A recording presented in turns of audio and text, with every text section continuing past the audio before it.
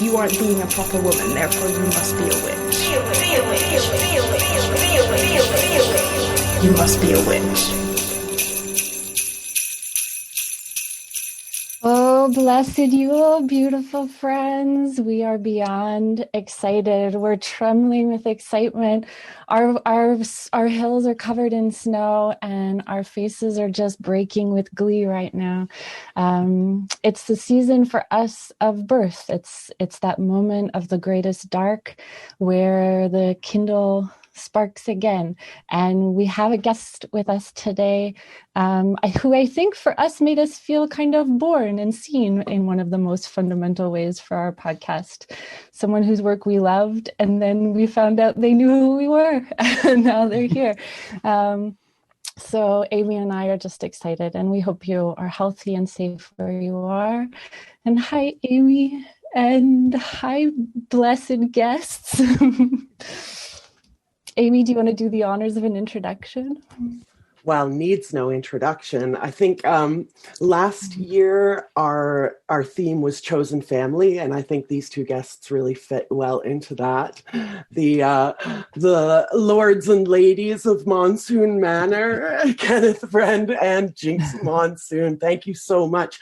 For those of our listeners who have been living under a rock, Jinkx, can you introduce yourself, and then Kenneth, can you do the same? Sure. I'm Jinkx Monsoon. I'm a drag performer. I've been performing in drag since I was 15, so more than half my life now. But I rose to prominence when I went on RuPaul's Drag Race and won season 5. And the person next to me has been with me from the beginning of that journey and has stuck with me through the hardest parts of that journey. That's my best friend, my sister witch, and my chosen sibling, Kenneth Friend. I knew you were going to do the introduction for me. So Kenneth, in your own words, who are you? Yeah, no, I also appreciate that I'm not a big speaker, so Jinkx will sometimes step in when she knows that I maybe am a little anxious.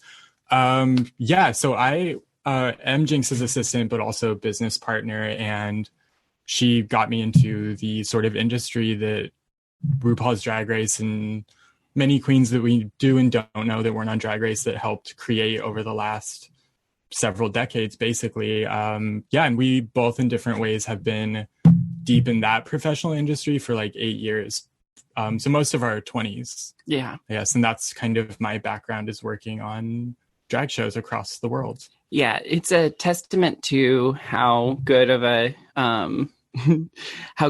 assistant and just all around technical helper Kenny is. I'm an Aquarius, so I don't do a lot of emotions, but I'll definitely solve things. Yeah, he started in this industry as my assistant, so I would pay for him to come with me on tour. And then he started assisting lots of the other queens because, one drag queen in a show of 8 drag queens only needs so much assistance. And a lot of the producers saw how well Kenny is with working with the performers, keeping them calm, solving problems. So he kind of climbed his way through the ladder. And nowadays he works part-time with me, helping me produce my shows with my music partner, Major Scales. And he also is a tour manager for queens like Bianca Del Rio, Alaska, Thunder. Fuck, I don't know if I'm allowed to swear. And Adore Delano are some of the queens he's tour managed for. Let's just say, please always swear. The safe space for your swears. Wonderful. But I think your relationship is a good jumping off point for a discussion of Yule, because it's there is, the spotlight, and then there's all that super important stuff that happens behind the scenes that we don't get to see. Can you talk a little bit about the blessed darkness of behind the scenes? Darkness is an apt word for it. Yeah, I think, we can speak for drag specifically. It can come from a dark place. And of course, we don't mean bad, but it can come out of trauma, and for a lot of people, drag is sort of the explosion of everything you're told you can't be. So sometimes to get into that headspace requires a bit of darkness that the people in the audience aren't going to know about, and whether that means you have to work through something with your friends or chosen family moments before you walk on stage, which seems to be our sort of route of dealing with that. We have a pretty open relationship as far as communication. It's very like we can't wait with stuff. We have learned it has to be very direct and in the moment. But yeah, like I'm saying, sometimes that means we're having a friend personal conversation seconds before Jinkx, the character, needs to go out on stage. So they're very, we play in that like liminal space a lot. Yeah. Kenneth's main role when we're touring a show or putting on a show somewhere is to set up everything ahead of time so that I or me and my music partner can just walk on stage and do the show. So Kenneth, not having as much of a background in performing arts, but gaining a background in the entertainment industry and production, he learns our shows from a technical aspect and then handles delegating everything to all the different technical people working on the show, whether it's one person or 5 people, and does all the pre-production work so that we, as best we can just walk on stage in character. But because we are such close friends and at this point chosen family, it does mean that our personal lives are never far away from our professional lives. So there have been moments. I think the most famous story in our circle is birthday story. the birthday story. We were in Provincetown, Massachusetts, and this is more dark, like not necessarily. Yeah, it's a little more on the rough side of the things we've experienced. We're really good at still putting on the best show we possibly can, even if we're dealing with personal stuff. But because of mine and Kenny's really intimate relationship, and that just inherently mixing with our professional relationship, one year it was like the end of my season in Provincetown. It was my birthday. I'm used to doing shows on my birthday. It's actually how I prefer it. But we got into some really petty argument. There's no telling what the argument was about. We can't remember the argument at all. But we got very heated just about moments before I was supposed to walk on stage. And the last thing, like we said to each other, is me being very selfish and Kenny being very cold like an Aquarius can be. But I said something like, "How could you do this to me on my birthday?" And he said, "Who would want to celebrate the birthday of an asshole?" Okay. I knew you were going to tell it that way. But then literally that was the last thing you said to me. And I turned on my heels, walked on stage, and then it was the best show of the entire season. It's just kind of, well, that's where it kind of ties back to the darkness, is like, we're better at it now, but we used to together make the mistake of sometimes that fight was never really real, but somehow we had to get the energy to make the show happen. So we weren't doing it from like the healthiest place. And that took a long time to realize that you're pulling from like not the greatest place, and there are dark, great places to pull from. That maybe wasn't one of them. Well, what we learned from that experience specifically is that it was after 3 months of doing the same show, everyone's worn out. It's hard to summon up the same energy as the beginning of the season. So I was probably already in a grouchy mood that day, just having to do the show, period. There's nothing like hearing the audience really excited at a time when you're personally feeling like you have nothing left, whether you're on stage or working off stage, and hearing that they could be the same crowd from weeks ago, that they're just ready for the show and no part of you is ready. Yeah. But they can't know that, you know? And then the adrenaline from our small fight fueled me to step on stage and then attack the show with the same fervor I would have in the beginning of the season. And it was the best show of the whole season. And then I got off stage and couldn't remember the fight at all. And Kenny had drinks waiting for me and my music partner. And it was like the fight never happened. And we realized that maybe it wasn't the fight we needed. It was the adrenaline. And maybe our brains and our spirits had started to equate fighting with a way of generating that adrenaline. And that actually, I don't know how many years ago that was. It could have been 3 or 4 years ago now. But we don't really fight like that anymore because it was that moment of identifying that it wasn't the fight, it was the adrenaline that we were looking for, and the energy that it generated. So we have just found better ways to generate that energy rather than fighting moments before. Can you please tell us what those methods are? Yeah, what's the transubstantiation of the energy? Yeah, not that we could do it perfectly, but we try to have scheduled work talks on a show day, because I think that is a big trigger that can sort of like, and obviously the world's very different now, but when we can do live shows and things and even, a Zoom thing or a live event you're doing can kind of have this energy, losing my train of thought a little, but we're basically more able to schedule when we're allowed to talk about things on a work day. So if we need to have like something that's outside of work or the show or the art that we're doing, it's kind of scheduled, which isn't super magical, but it kind of is in the sense that we're opening and closing a certain time to do different things that day, which isn't true on our off days and stuff, which we try to keep work out of, but it's making that space really helps us, because then when you approach me and say, hey, I know it's not this time, but can we have this work talk? It feels like we're both on consenting. The same page. We consent to work talk now in our personal time. And I think the biggest thing is that too much communication is basically the only way we can do it. We have to overdo the communication.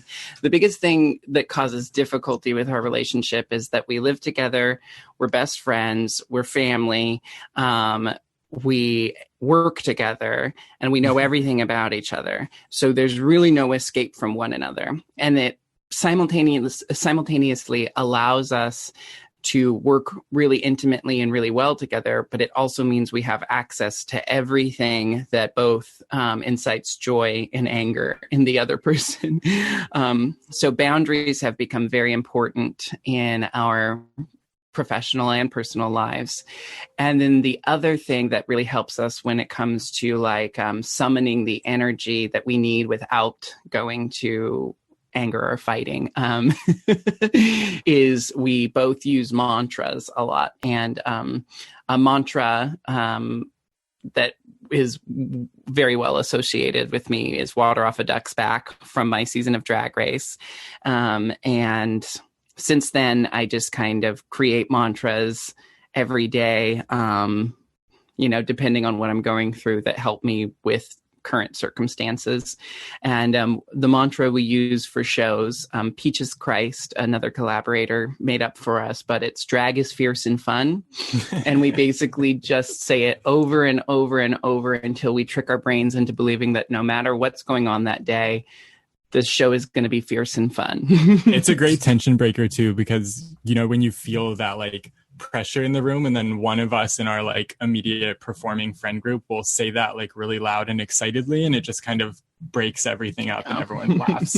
It's not the only mantra, but that is a really good one for just quickly kind of resetting the mood or headspace of the group is a joke. Yeah. And a mantra is a spell. It's sure. just a psychological spell you cast on yourself. Exactly. I was thinking for our listeners. 100%. For our listeners who don't do drag, you can substitute life for the word drag. Life is fierce and fun. Just like kind of remind yourself life is fierce and fun. But I think especially in the holiday season, water off a duck's back is a super important mantra for us to carry with us when we're around people that we didn't necessarily choose to have in our family. And what I love about water off a duck's back that I also try to like express to people, because I feel like it's very easy to misunderstand water off a duck's back as just fuck everything, nothing matters, like let it all go. Because I hear people sometimes saying it in moments where it's not really appropriate, you know, people saying like, well, you know, when Trump tries to do something awful, it's water off a duck's back. It's like, no, actually, we should be fighting that, you know? And that's an example, but like I've seen it That's misused. why we try not to look at the comment section too much. But for me, water off a duck's back isn't about letting everything go past you or wash off of you. It's about taking what you can use first, and then everything else that's not helpful, then you let go of, you know? Yeah. And I think it's about not letting your center be knocked off by someone else's emotions or someone else's feelings about you or whatever. There was always a piece to that for me when I heard you say it that was also about like the sort of unique protection that the duck has, that like the duck has that sort of like oily, very specific character to their wings and their layered feathers. And there's like this kind of beautiful, meticulously orchestrated thing that is theirs. And like water goes off that in a very specific way. Yeah. And I don't know, I always had that in my mind when you would say it. And when I would repeat it to myself afterwards, that there's something about it that's like, water may not go off other people's backs quite so well. It was definitely a protection spell for myself. And I'll tell you why it became so important during Drag Race is because for me, drag has always been a community experience. And Kenny has been with me. We met when we were about 18 and 19. So I had already been doing drag for a while, but Kenny immediately like got very interested in helping progress my drag and like, you know, just putting his own influence on the work I was creating. And then I became very, you know, reliant on having his input. So Drag Race was one of the most difficult things I've ever done because I was cut off from my drag coven in every way. And I had to do everything alone.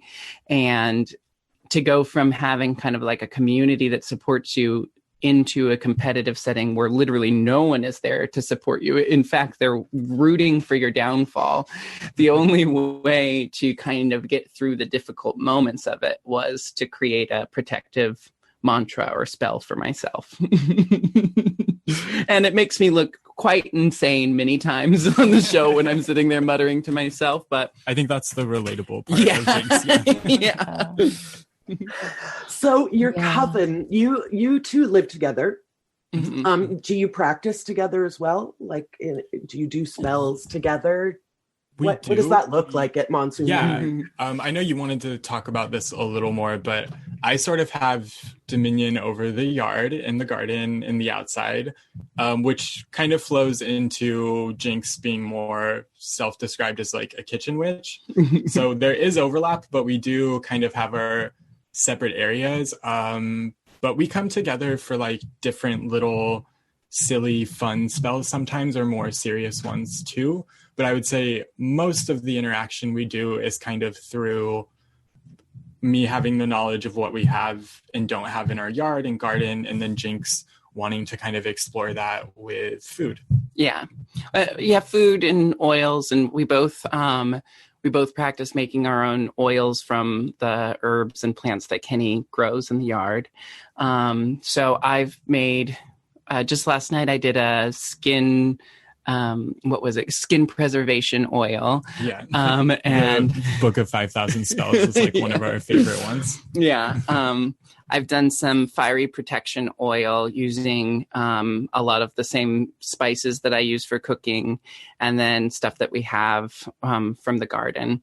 But yeah, Kenny grows the herbs that I then use in cooking to then feed the household and take care of the household. So we're both coming to, we coalesce in different ways. I would say that Kenny does a lot more research than I do. It's but funny. You're a stickler for like, if it says you need these ingredients in this amount, you have to do it that way. And I'm more like, well, I like this idea and I'll make it up myself. Yeah. Kenny does a lot of the research. I do a lot of instinctual casting, but then also I'm the one who follows the recipes to the letter, and Kenny's the one who kind of makes up his own recipes. So 2020 has been like very domestic for everyone, Yes, but it definitely. sounds like, you know, you've gone from this life of constantly being on the road to now growing the herbs for yourself. Yeah. Can you talk about, like, it's crazy but you seem so comfortable. Well, so I guess 7.5 years, almost 8, since Jinkx was on Drag Race when I joined her for sort of the beginning of that touring, which we didn't really know would last very long at the time. We thought maybe I was joining them for a year and then we'd kind of be back home. But I mean, very realistically, we haven't spent a month in the same place, let alone our house, in about 7 years. Yeah. So being here this year has been really great for us. Now we're in a good spot of able to talk about it that way. But it was very, you know, we're lucky in a lot of ways, but it was very jarring and odd to kind of, both of us have just reached our 30s. We're back in Portland where we first met over 10 years ago, and our life is completely different. We're not traveling anymore.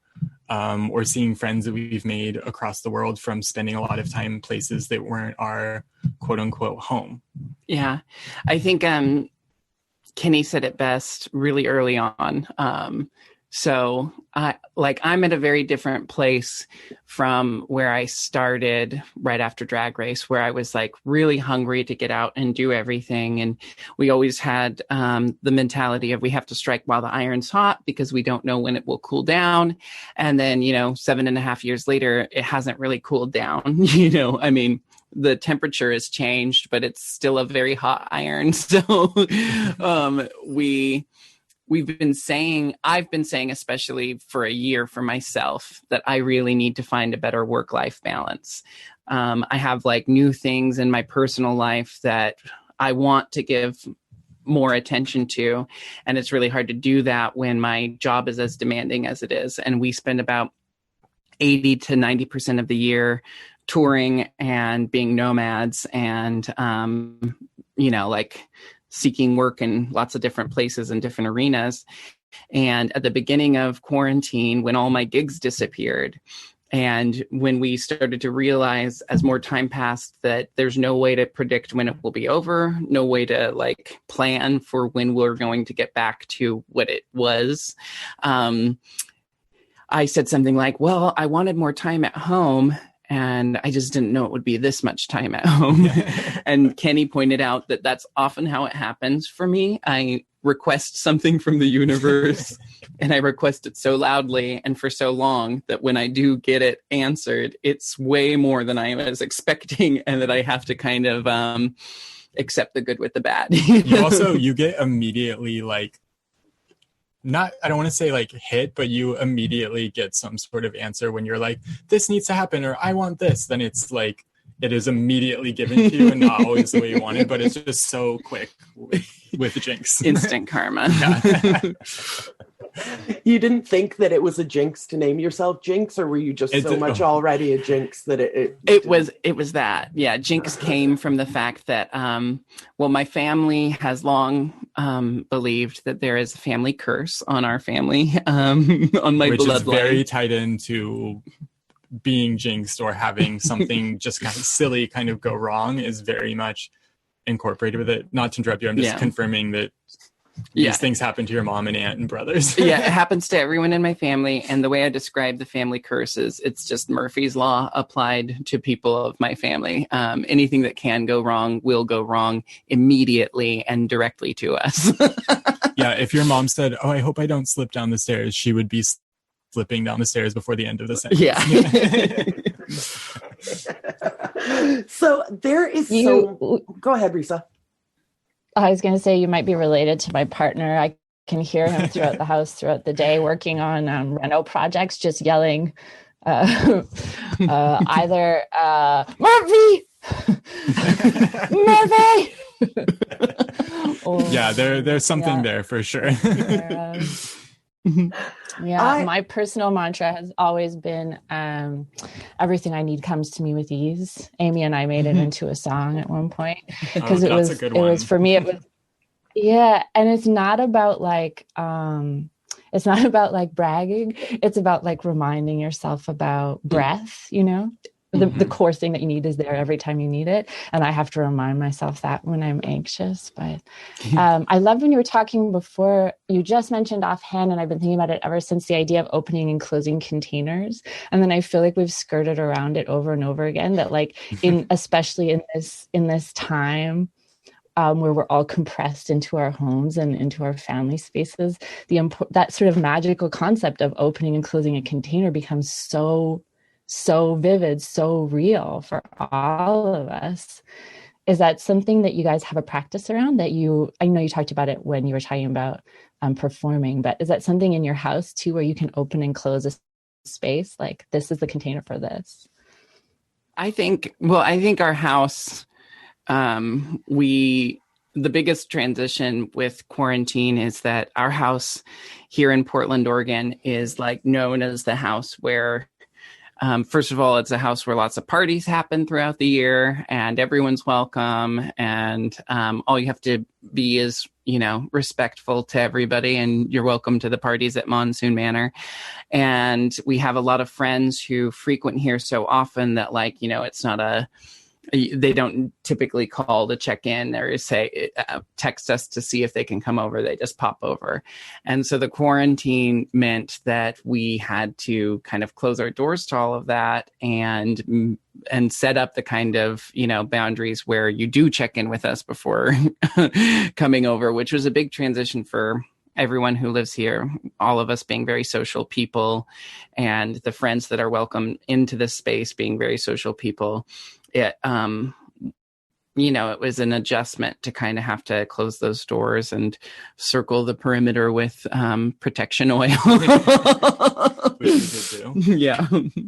Yeah, and I think that as far as like opening and closing containers, that really changed the house in a way that we had to kind of pull back into like a direction of something we wanted the house to be, because a huge reason we finally, even though it wasn't related to quarantine, moved back to Portland was the community here and friends. So then we came back and sort of had to lock everything up and kind of leave that behind. But we found ways to alter our space and be outside more that allows us to not fully open up, but have certain friends and things outside where we can be safe and distant from each other. So it's this kind of weird open and closed thing, but it's the best way that we can operate and kind of still be a part of the community and support those friends that don't have other places to go, that aren't their apartment and things. Obviously, with the colder weather changing, or changed already, where that'll be different too.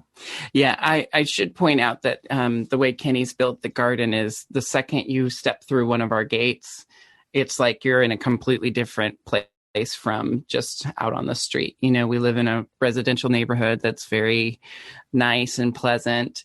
And our house is kind of famous in the neighborhood because, first of all, the gate around the house is made from repurposed doors, cabinet doors, and house doors. So we're known as the door house. Yeah, if you don't know that Jinkx lives here, then you call the house the door house, because people walk by and say that all the time. And I love that it has like multiple names or meanings to people.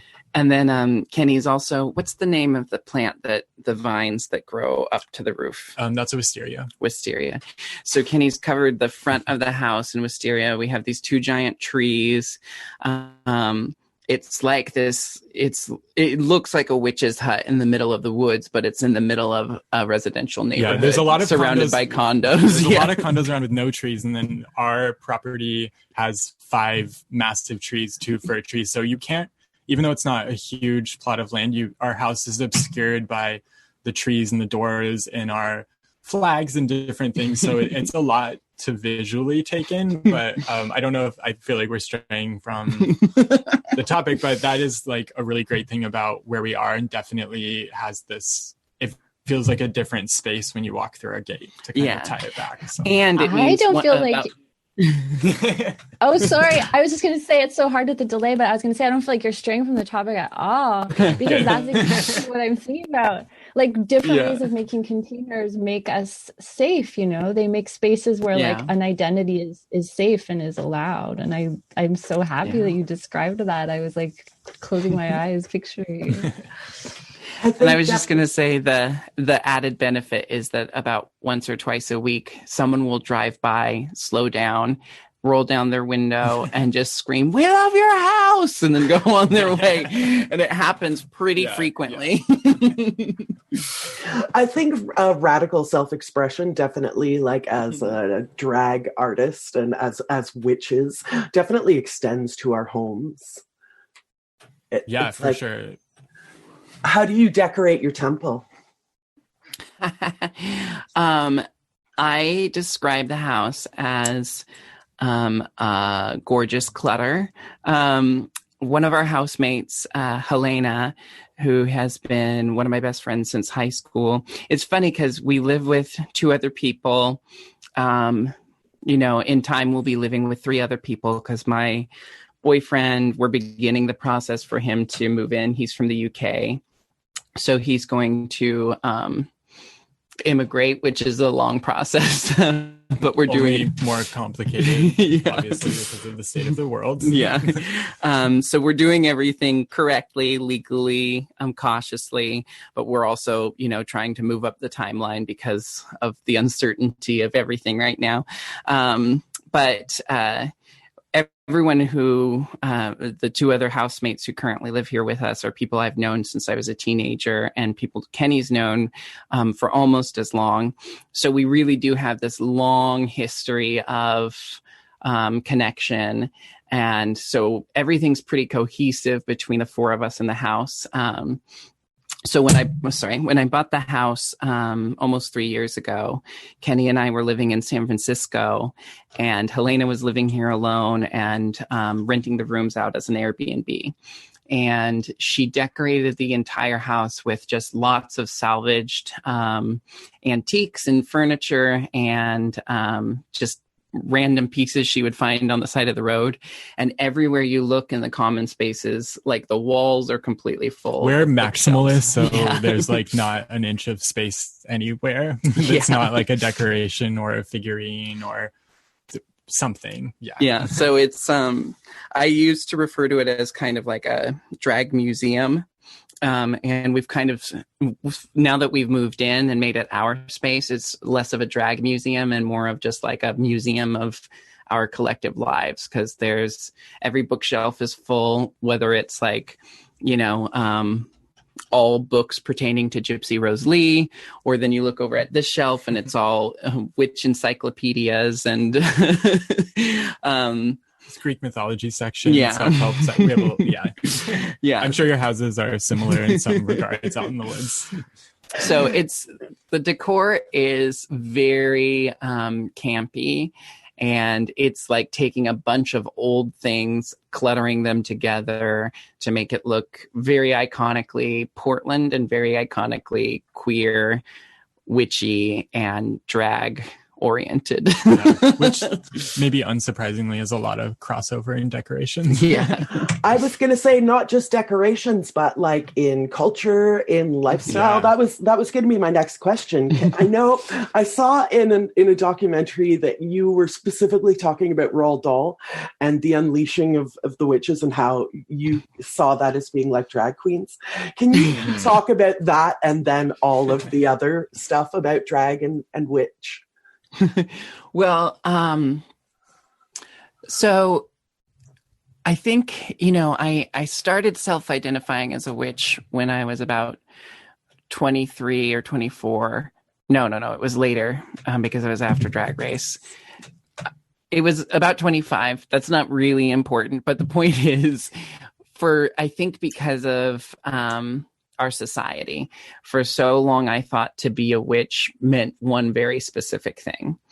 And there was a point in my life where I realized not only that what I was participating in had its own kind of magic, but also the way I was raised.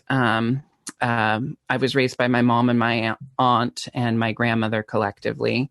So they had their own little coven. And even though a lot of their practices were rooted in Catholicism, it was the most mystical, most witchy parts of Catholicism. You know, the rituals were more important than going to church or practicing communion or anything. The rituals that they did around the holidays were the things that really like resonated with me and with them and really brought my family together. And then it's like, I remember my mom telling me about heaven and hell and what's considered good and bad and all of this stuff. And very specifically one day her just saying, you know, like, I don't want you participating in witchcraft. I don't want you playing Dungeons and Dragons, all this stuff. And then we made a stop at a cemetery so that she could scrape some dust off of a gravestone to try to help her win the lottery. And I'm like, how is this woman, how is this dichotomy existing within the same woman? Oh, that's very accurate to your mom. So my mom's attitudes towards witchcraft have really changed. Her attitudes towards basically everything have changed the farther and farther we've gotten away from organized religion as a family. So there was this point in my life where I realized that a lot of things I had already experienced were a type of magic, and that all it took to be a witch was to kind of make the conscious decision to practice the magic rather than just, you know, like it was already happening on its own. And my identity as a witch just meant I shifted into doing it on purpose rather than by accident. And I remember when I started self-identifying as a witch, I was dating someone who also was kind of at the beginning of that journey. And I remember, because of, you know, the way I work very aesthetically, and the way that like I almost always start with the aesthetic of something, and then it kind of informs the internal aspects of it. So I was wanting to build my altar, and I was like going to shops and buying everything for altars, and it was like, oh, I need a dagger. And my boyfriend at the time just said, you don't really need a dagger. It's like, you don't need to buy everything to create your altar. Your altar can be whatever you want it to be. And he said something that at the time was really confronting for me, and now has actually been very helpful, which is, he said, I'm looking into this as my new like spiritual path, not as a performance.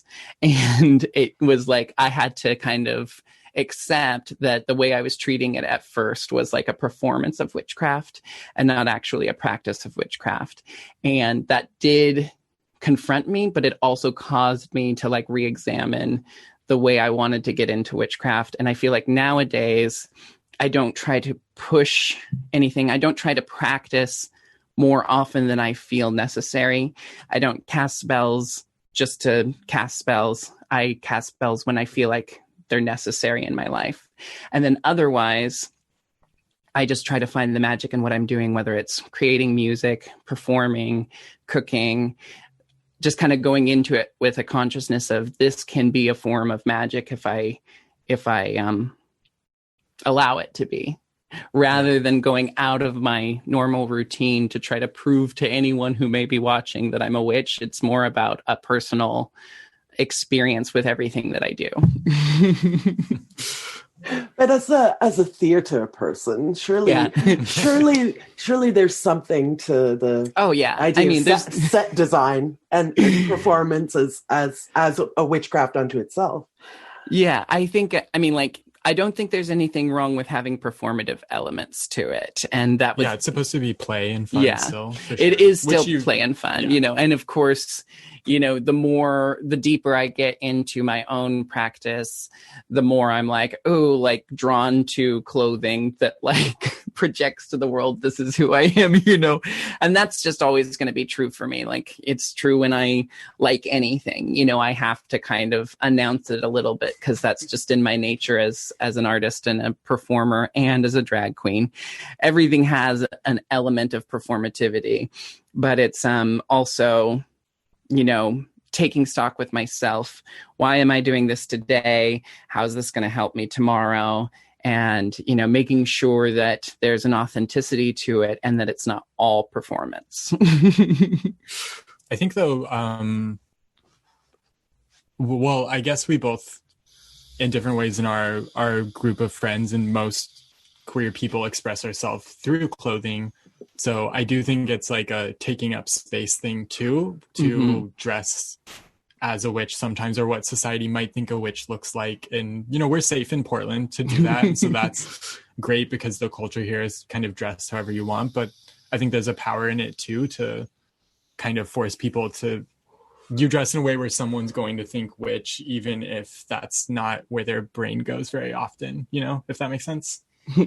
Yeah, that totally makes sense. I relate to that so much. Like I think for me there's a power in choosing when I want to disappear, when I want to pass in corporate waters or whatever, and take whatever power I can there. And then when I'm going to do some magic for me, and if I want it to be flamboyant, then putting on the clothes, or or sometimes when I go to Amy's to record a podcast, to put on my giant black velvet dress, you know, like choosing those things is a way of like activating that part of me that has that particular power. We talk in our book, our forthcoming book, we ended up thinking out loud a lot about how magic is really fundamentally tied to the power in breaking binaries. And I think there's something to be addressed there too, in the magic of drag, and also in our sort of gender roles, finding this space where we can kind of lay that aside. Is that something you can talk about? Yeah.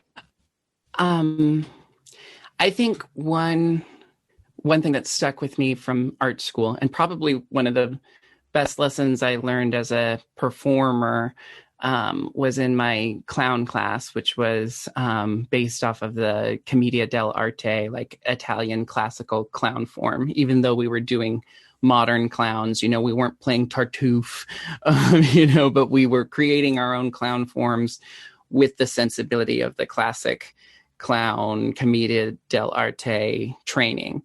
And the best thing that I learned was, there you can either start with the internal and it informs the external, or you can start with the external and it informs the internal. And there's no right way to do it. You know, if you need to start with a costume to inform your emotion, that's completely all right. So for me, like, breaking down binaries happens in everything that I do.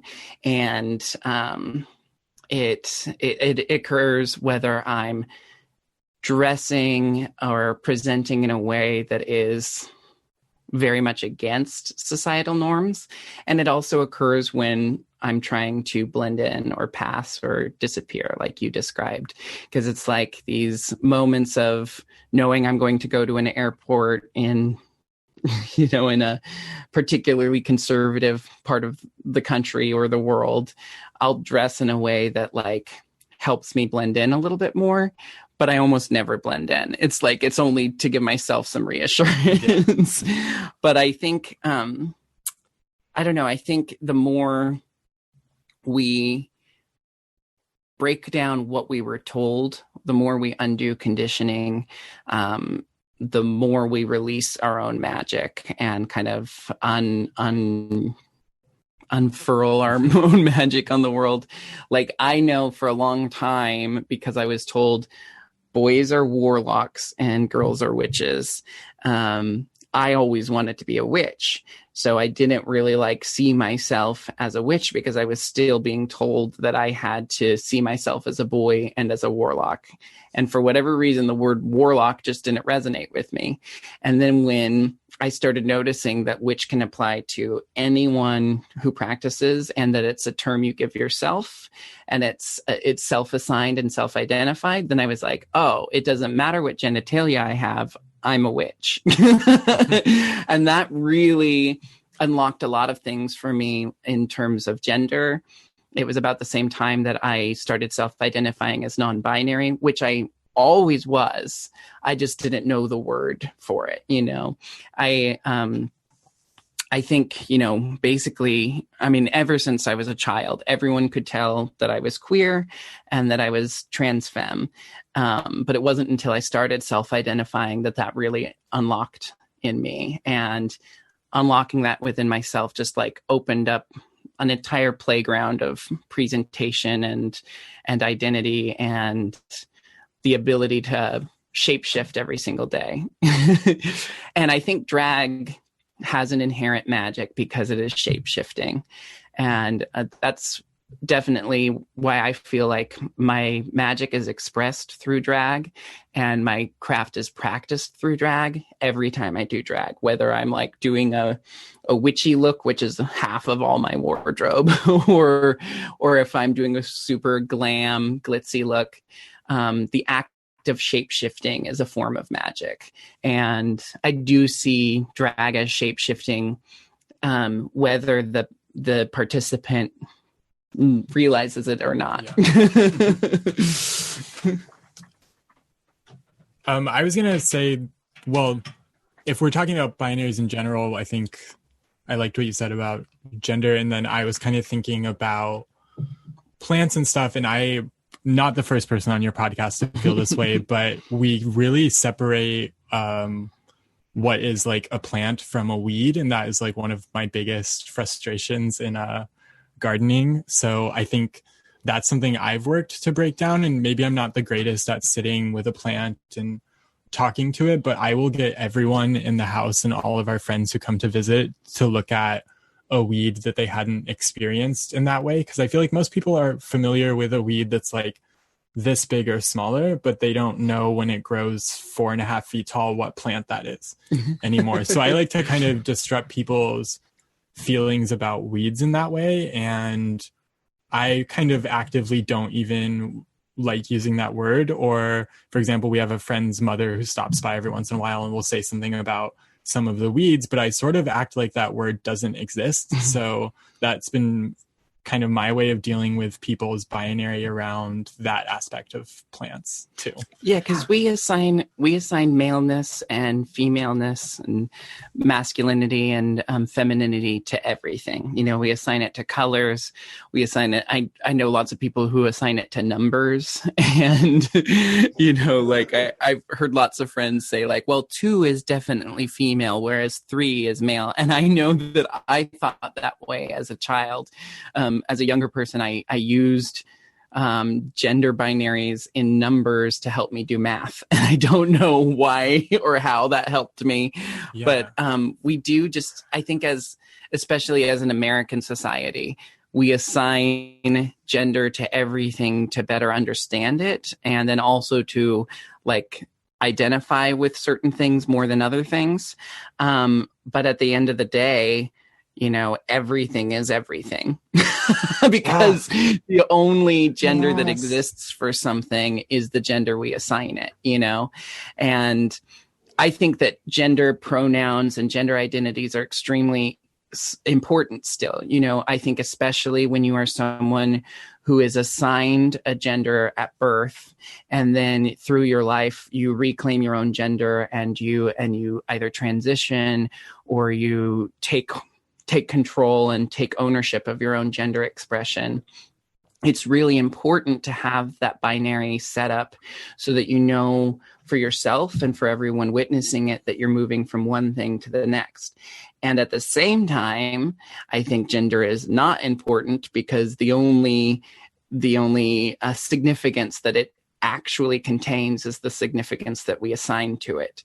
So I think gender is just one of those things that we're told that it's something that comes naturally, but in a more enlightened sense, it's only what you decide for it to be in your own life. And again, it's also play, which doesn't go in what the binary is at all either, because your gender could change as much as you decide. Yeah. You know, whether you're telling other people or not, it's also how you feel. And we have to have room for both, because I remember sitting on a panel at a convention in the UK, and it was a panel about gender expression, and a person was really trying to emphasize to everyone witnessing the panel that your gender expression can change as many times as you want in your life. and that just because you identify one way now doesn't mean you have to identify that way in the future. And if you choose to identify differently in the future, it doesn't invalidate the way you identify right now. And I'm sitting next to a trans woman who said, and at the same time, this is not going to change for me. This is who I am. This is who I will always be. It's who I've always been. And I need people to respect that and not assume that this is some kind of a phase or some kind of a trend. And so it's like they seem like combating ideas, but actually it all goes into the idea that gender is self-designated, given importance from ourselves, and is as important as we choose to make it in our own lives. Yeah. And that we need to create an environment where it's safe for people to do so. To do all of it, yeah.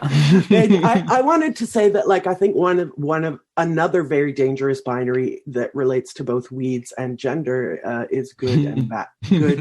Good Yes. and Yeah, bad. definitely. Good and bad. I mean, people get this sense like, well, I'm a good person, so I can do these shitty things and it doesn't matter because I'm good. Or that person's a bad person. They couldn't possibly have anything important to teach me because they are bad. And I think, again, witches play with this very much, these ideas of evil is another example. Oh, and in fact, Jinkx, you have a lyric that's like, I'm misquoting it, but it's they know she's evil because they say she's evil. They say she's evil. That's how they know she's evil. And they I think say girl, she's evil. Yeah. And that's how they know she's evil. And I think that like, I don't know how, like, societal you meant that lyric to be, but for me, it was very poignant. Like, this is how we call witch. This is how we call queer. This is how we call man. This is how we call woman. This is how we call good. This is how we call bad. And we set these things up in opposition, and we only know them because someone told us. Yeah. And I think to speak on our background slightly about this, before even realizing we were necessarily queer, we were already on the outskirts because we both were raised by single mothers. And, our moms are white and there's privileges that come along with that. But we were raised by women who, society and school are telling us that men do this and men do this and they're in charge of this. And then we both went home and our mother was in charge of everything. So like those things very early never really made sense to us because my mom was doing more than everything. Your mom was doing more than everything. And the women in our lives who helped them and were a part of their chosen or otherwise family were the leaders. So it didn't really make sense to us before even knowing we were queer that the world operated that way, outside of our small little home. Yeah. I think also a big thing, like in the idea of good and bad, that Kenny has been very integral in me discovering in myself. I grew up with a certain level of trauma in my young life, and I experienced certain abuse at young ages. My whole life, my way of dealing with that was just to be the absolute best person I possibly could. And it was a way of kind of hiding from acknowledging trauma and abuse that I had experienced.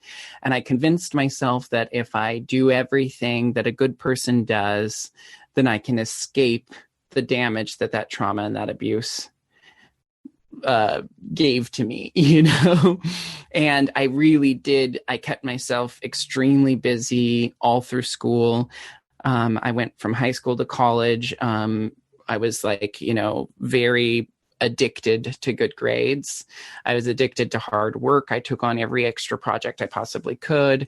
Started drag at 15. So I would go in high school, I would go to school throughout the week, work in drag throughout the weekend, never drank, never experimented with drugs, never did anything that was deemed bad. I go to college and carry that all throughout college. I worked as a janitor in the morning, went to classes during the day, did all the rehearsals for plays and my extracurricular activities. And then I graduated, and then it was like there was nothing left to distract myself with. And there was this kind of snap. And it also happened at the same time that I started drinking.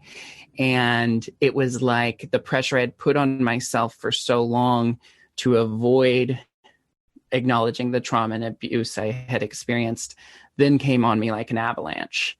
And then it was like going to the exact opposite side of things. Then it became this, I had this mentality, this very selfish mentality of like, well, because these bad things happened to me and because I've worked so hard, I am now owed my right to be selfish and destructive.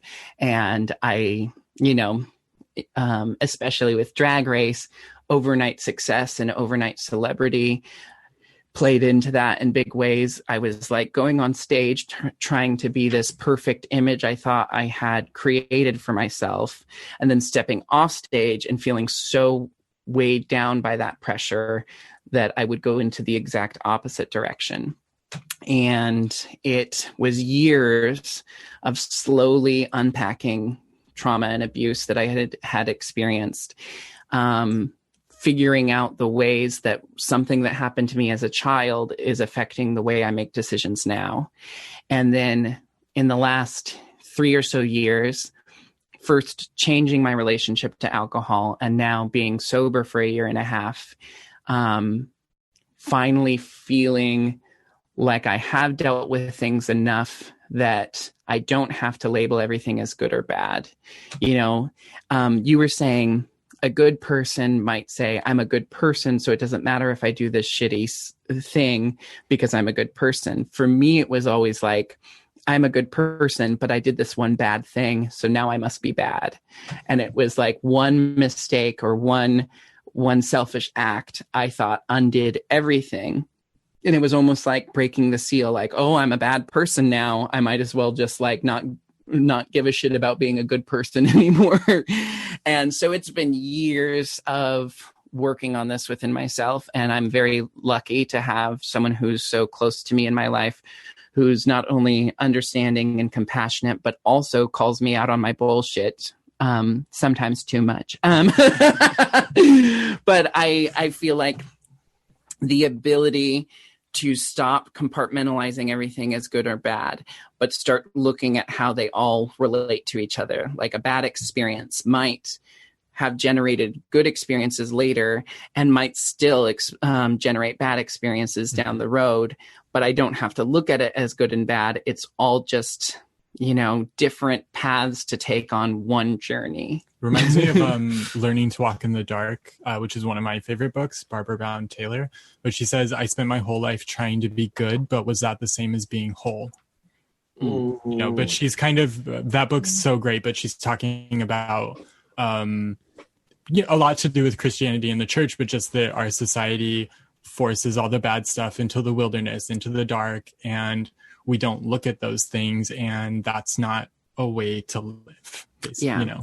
Because the only way for me to feel like I was being the person I wanted to be was when I started acknowledging the darkness in my life. And that was difficult because unlocking that and opening that up, was very confronting and very,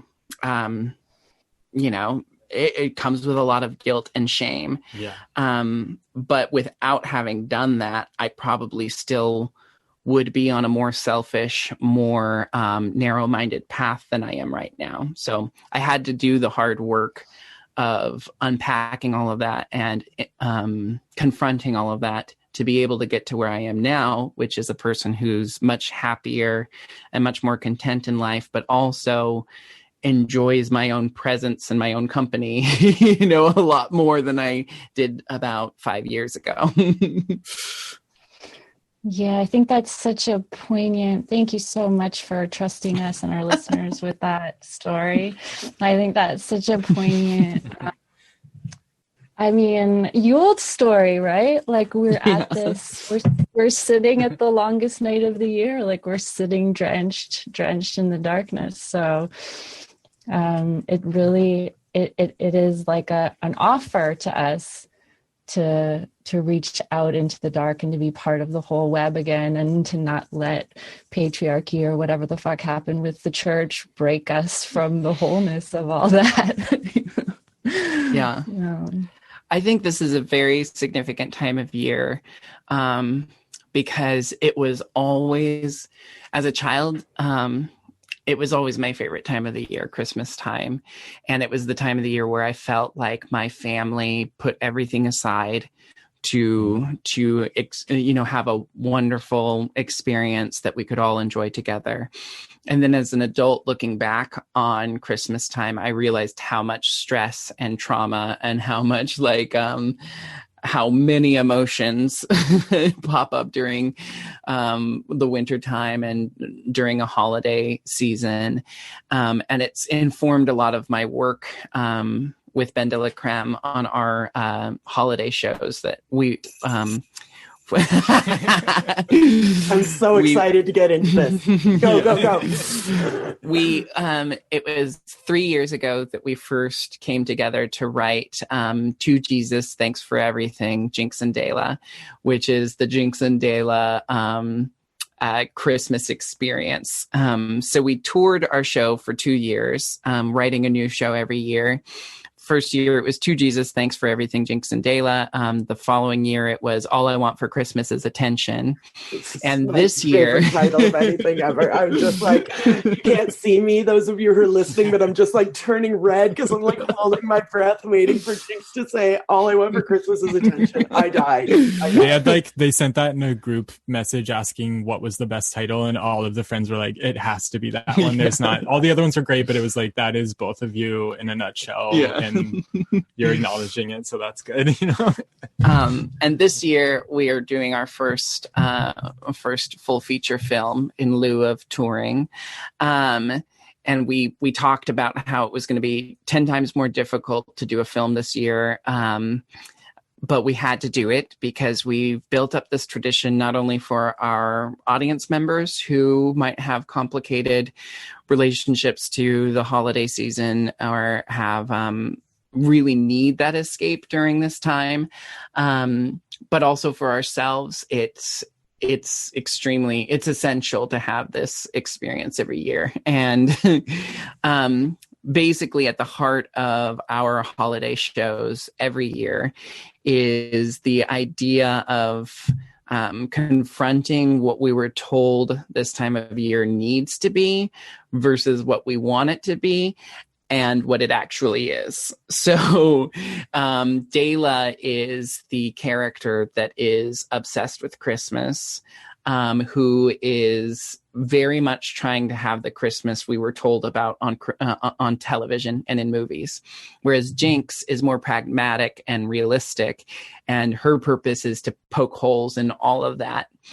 And in the end, it is always about figuring out the balance between Dela is allowed to have that kind of Christmas experience, and Jinkx is allowed to poke holes in it, but they both can learn something from each other so that Christmas isn't what they're told it is or what they are told it isn't. It's just what they create for themselves. And so the story changes every year and the text changes every year, but that's the heart of the message every year, is that really the only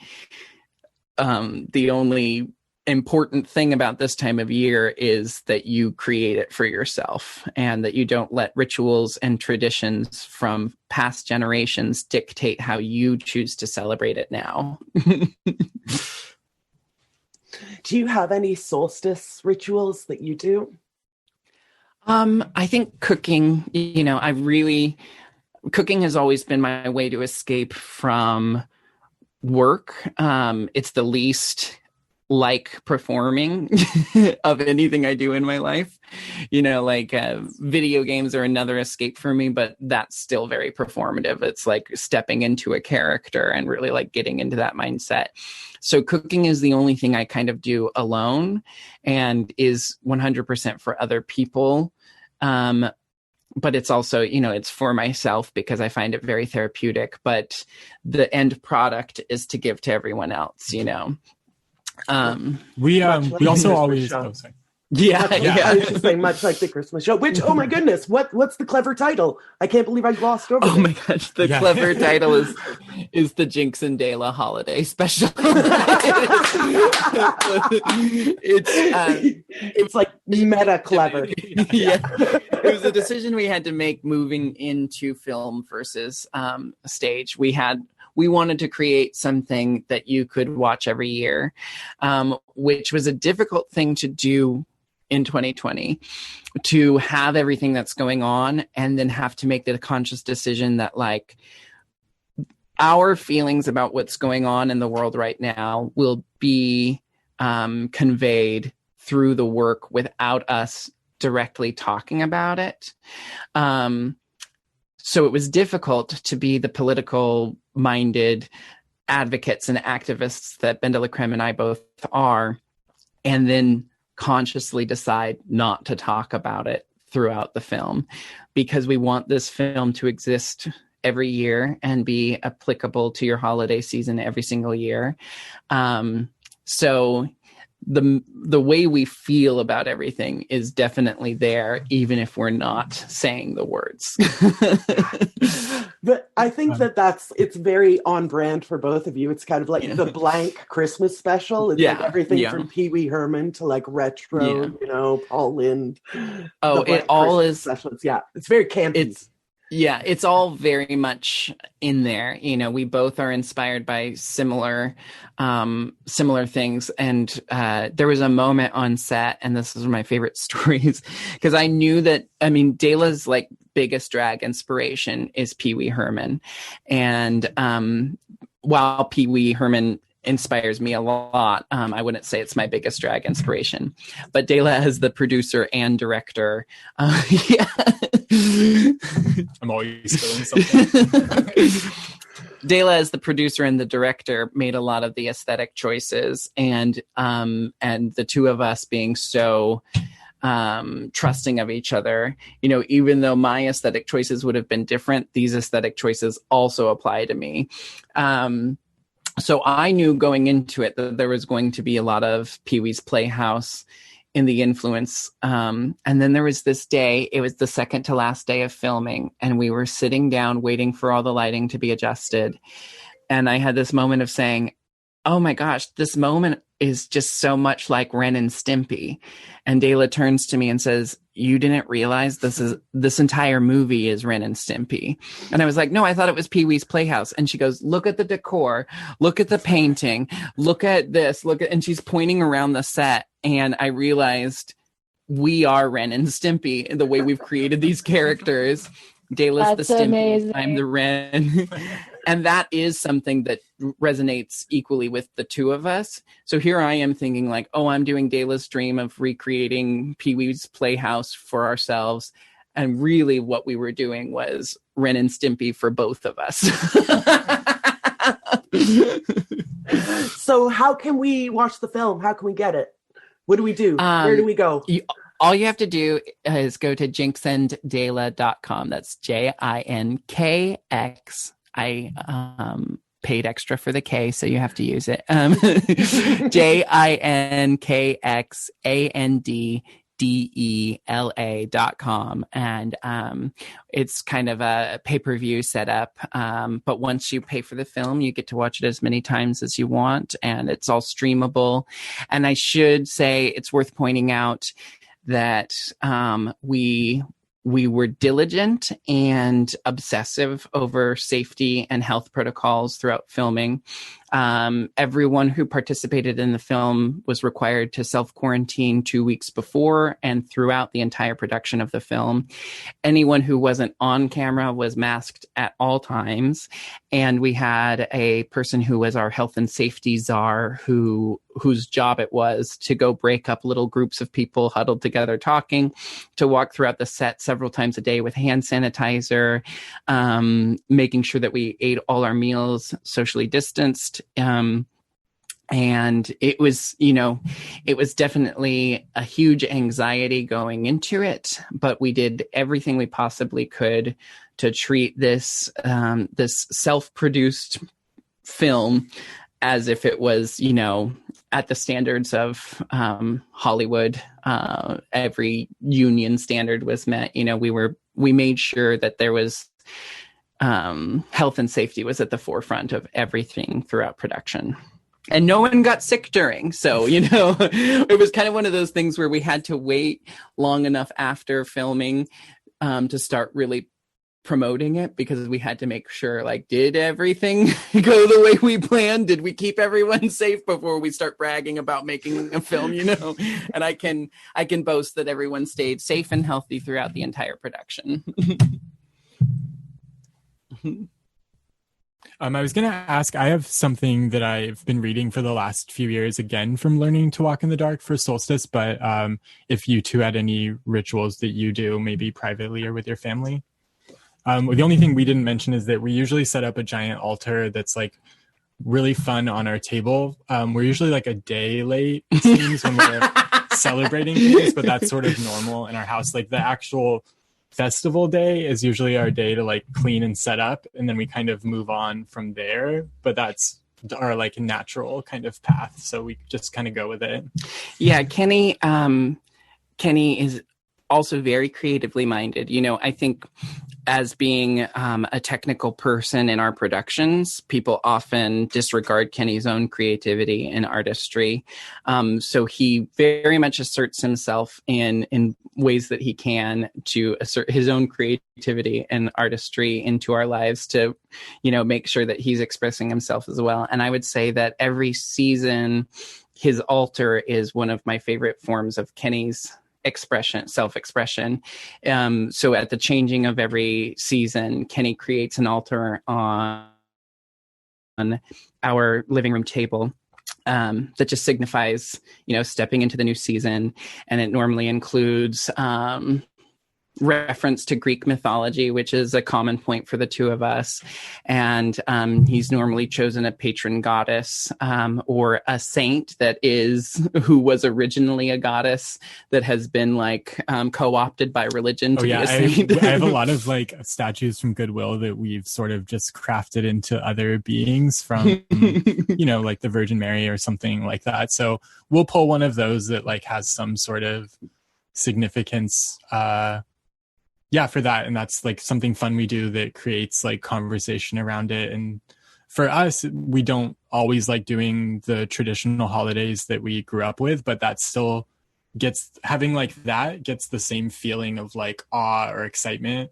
Especially I like to do what my mom would do sometimes, is like decorate or make a ritual setting at night so people wake up to it, because I feel like there's a lot of magic there with the house being different when someone wakes up, and I love that feeling. Yeah, there's a different smell in the air during solstice. And I think we both grew up, my grandmother was very much a kitchen witch, and most of the ways that I practice my kitchen witchery is stuff that I learned from my grandmother that I've adapted to fit my own life. A lot of that's changing recipes to be more health conscious or include the ingredients that are more important to me than the ingredients I grew up with.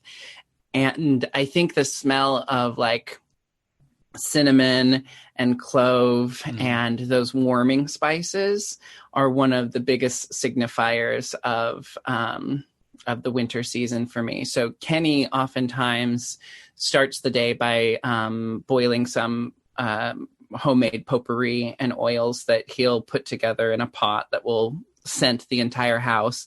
And then that inspires me to cook things with similar scents, so that we're just continually generating the scent of warm spices that we associate with this time of year.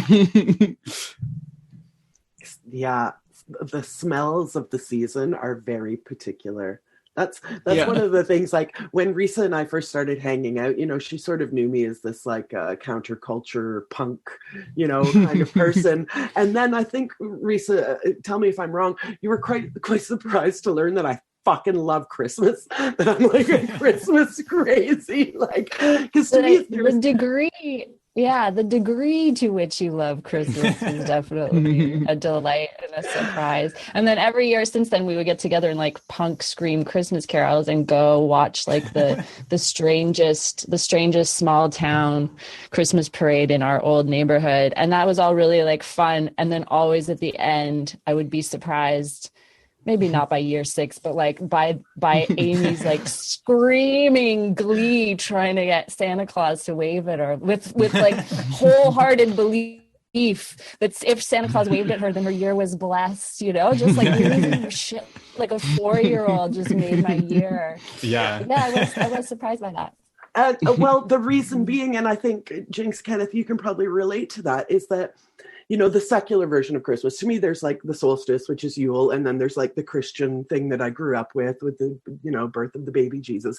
But then there's like secular bonanza of absurd, bizarre, like a total upsetting of the status quo. Our soundtrack changes, there's a color scheme there, and all these things that we as a society just completely are like, yup, now it's time to hang lights all over our houses. And that to me is like so exciting that as a collective, like, we've decided that this is like it's basically like drag up your house. Yeah, definitely.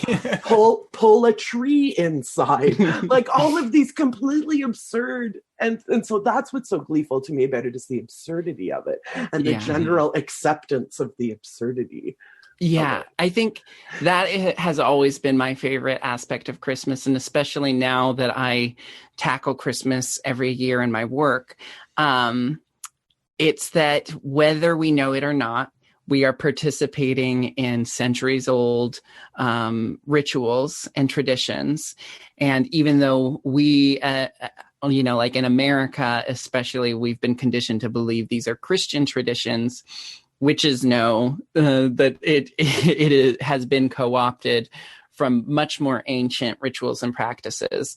And so my favorite thing is knowing that all these people who think that they're celebrating Jesus are also celebrating things that existed before the domination of Christianity in our world. And that's what I like to point out in my work with Ben de la Creme. We always have a section of our show that is Jinkx pointing out the the roots of these traditions. You know, in our live show, it was a whole section of the show where I just sat there and, you know, some of it was real and some of it was comedic, but sat there and she would list a Christmas tradition and I would tell her the origin of it. And it would always start in the real, you know, like, wreaths and trees being part of the celebration of Saturnalia and stuff like that. And then it would go into the absurd, like, why do we cranberry sauce? Oh, that's to signify draining the goat's blood, you know. So it always goes into a comedic place that's not really rooted in reality. But well, it works well because Ben's character doesn't want to talk about blood. Yeah. She doesn't want to talk about anything she deems scary. And it's this part of the show is normally accompanied by a theremin or some other kind of witchy instrument.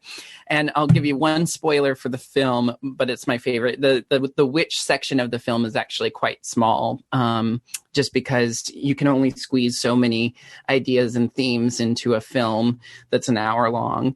But my favorite is it's Dela trying to accept and I can say tolerate in this sense. It's trying to tolerate different ways of celebrating the time of year. And she's talking to the spirit of her grandmother. And her grandmother's like, well, this doesn't feel very Christmassy. This doesn't feel very Jesus-y. And she goes, shh, Nana, we have to appreciate everyone's different ways to celebrate this time of year. Cut to me. I'm suddenly dressed fully as a witch.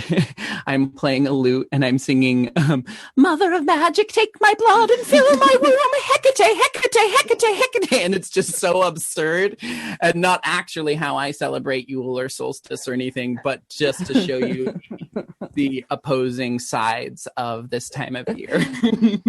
I can't wait to see this. I cannot wait to see this.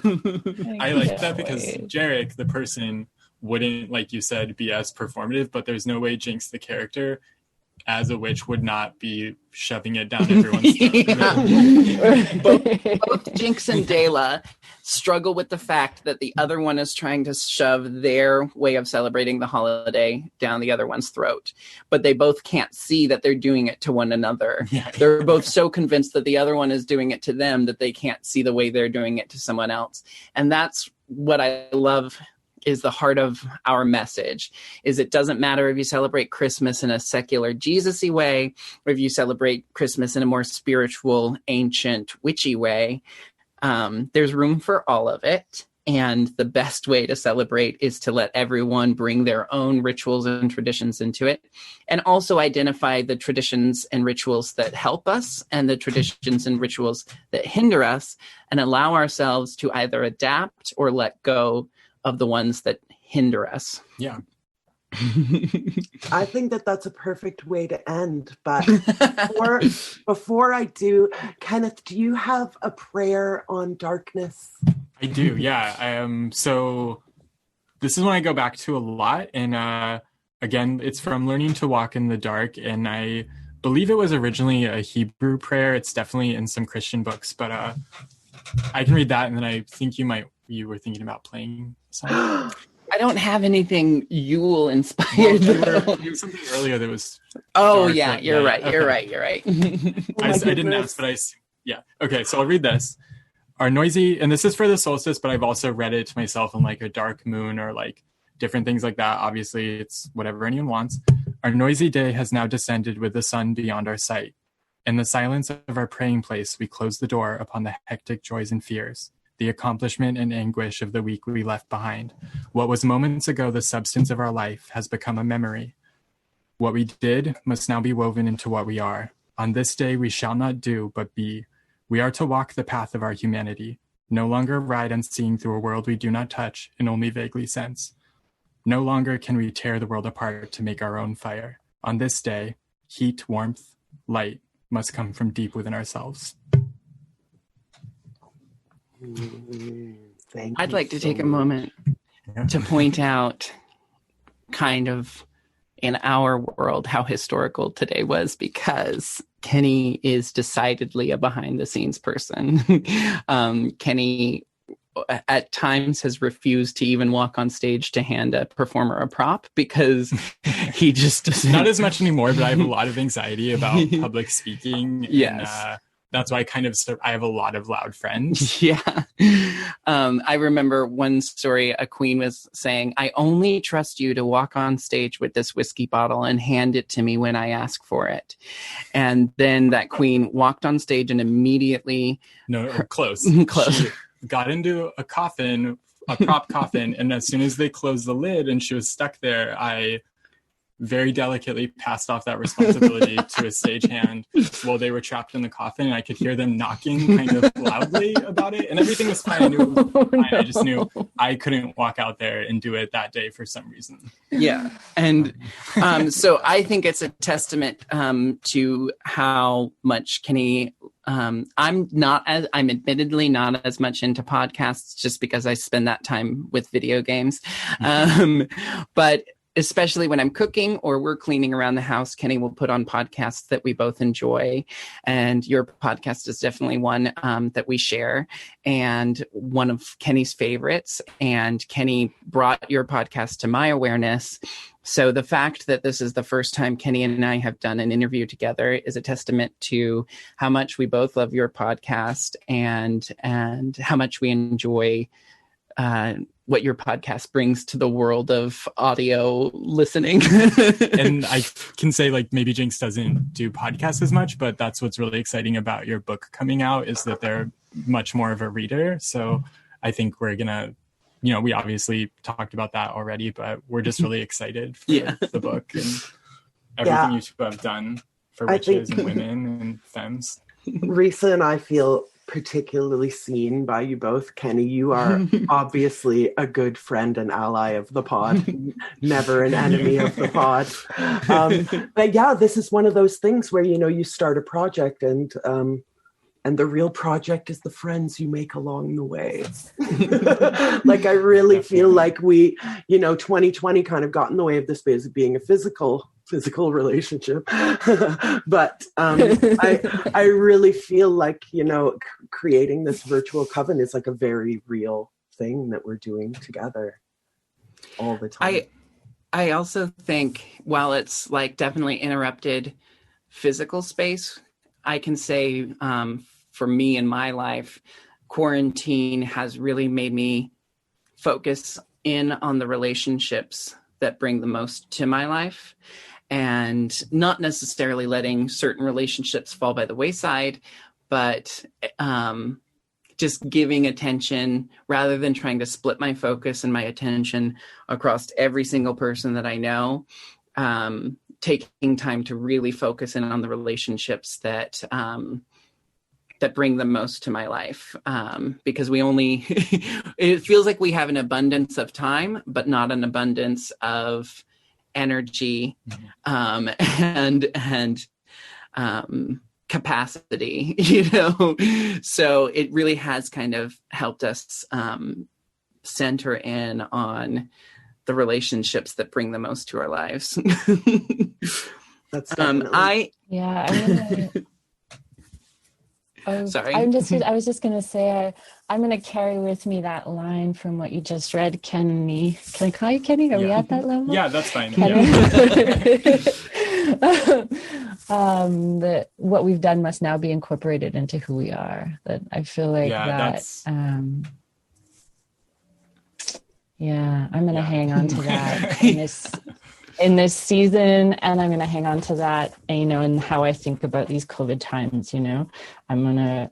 This is a time for just taking in the things that I've done to really be who I am, and to choose who we're going to be going forward. So thanks for that. And thank you for listening to this crazy project that we thought no one would listen to. That was just a way of educating ourselves. Before Jinkx sings, I wanted to say, I think it's probably a bit of a witch thing, but I don't know if everyone that listens, or maybe new people that are listening, understand that you guys are doing several podcasts in one, because not only are you going back to find people, you're also finding people that exist now. And of course, we know there's 9 billion people in the world. So you kind of have a project that doesn't end, and I just think that's really impressive and amazing. You're impressive and amazing. I love you guys so much. You both are very impressive and very amazing. Jinkx, can you share with us the talent that the world knows you for? Sing us on home. Sing us home, Mama. I would say don't expect too much from my ukulele skills. I'm still very much a beginner, even though I've been working on it for over a year. But we've been talking a lot about this concept, not only just now in the podcast, but Kenny and I we're always obsessed with Greek mythology, and the myth of Orpheus and Eurydice comes up between us a lot. So while this is a contemporary pop song, I think it had to have been inspired by Orpheus and Eurydice, and applies to this time of year. So.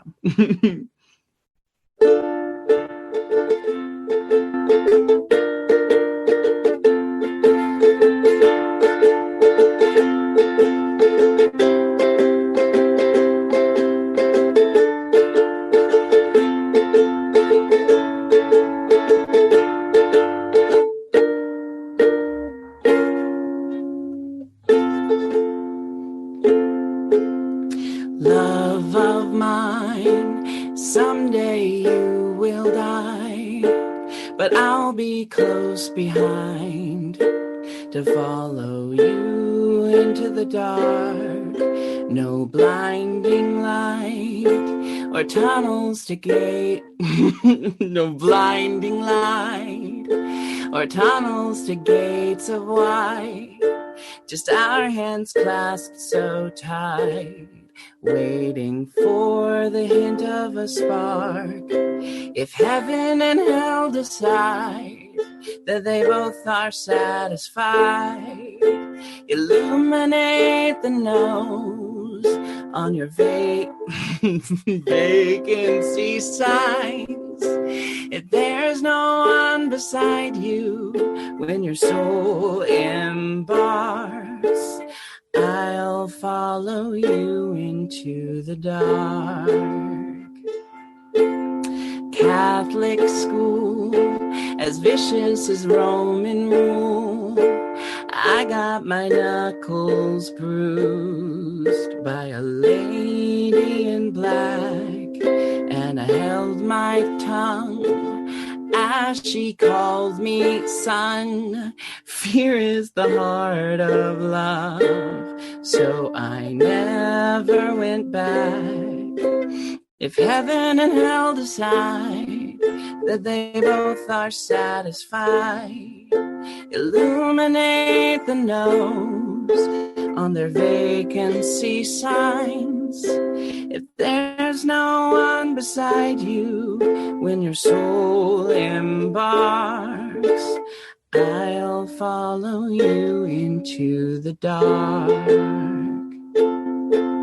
You and me have seen everything to see, from Bangkok to Calgary, and the soles of our shoes have all worn down. The time for sleep is now, but it's nothing to cry about, 'cause we'll hold each other soon in the blackest of rooms.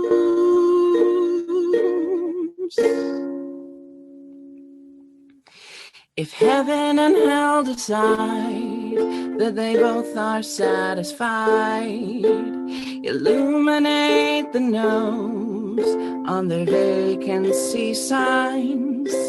If there's no one beside you when your soul embarks, I'll follow you into the dark. If heaven and hell decide that they both are satisfied, illuminate the no's on their vacancy signs. If there's no one beside you when your soul embarks, I'll follow you into the dark. I'll follow you into the dark. I will follow you into the dark. That was great. Amanda Palmer, who inspired me to play the ukulele, says in her song Ukulele Anthem, play it badly, play it loudly. So I used to really freak out over mistakes, and now they just make me giggle and I go on with the song. You know, Risa and I met backstage at a ukulele showcase. So the ukulele is actually like a very, very like near and dear instrument to us, and also for playing and making mistakes and experimenting. Oh yeah, that's what we all do together. That was so beautiful, Jinkx. Thank you so much. And thank you, Kenneth, so much for that reading. I will cherish these, and I know our listeners will too. Thank you so much for spending your Yuletide moments with us this year. Thank you so much. Thank you.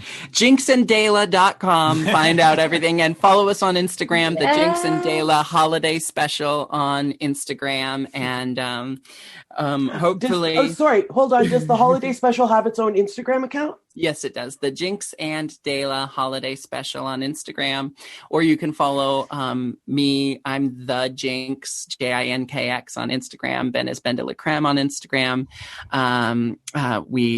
We're posting about it constantly. So if you want to find the information, it is readily available somewhere out there. And the official Missing Witches Yuletide solstice ritual for 2020 will be to watch this film and to make ourselves a cup of hot tea and to think of you and this moment and your reading and your song. And again, so much gratitude to you both. Thank you so much. Thank you.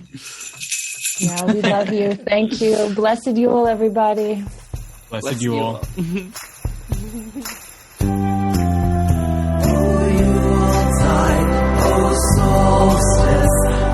Longest night of the year, we gather together to share our hope and our fear, 'cause we are witches in the night. We are witches, we bring our own light to the solstice at Yuletide on the longest night of the year. Please bring us together to share our warmth and our cheer, 'cause we are witches of the night. We are witches, we make our own light on the solstice at Yuletide on the longest night of the year. Please bring us together to share our warmth and our cheer, 'cause we are witches of the night. We are witches, we make our own light. Just get up, get in the sun for like an hour, get some vitamin D, get some sun rays, and then if you want to go back to bed, fine, but at least you know you've got that exposure to improve your health in the long term.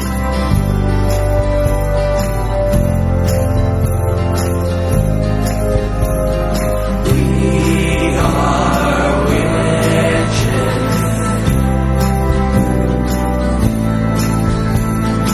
We are witches. Merry Yule! That's it. We love you. We love you.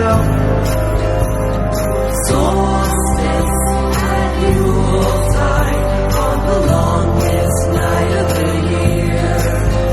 Please bring us together to share our warmth and our cheer, 'cause we are witches of the night. We are witches, we make our own light.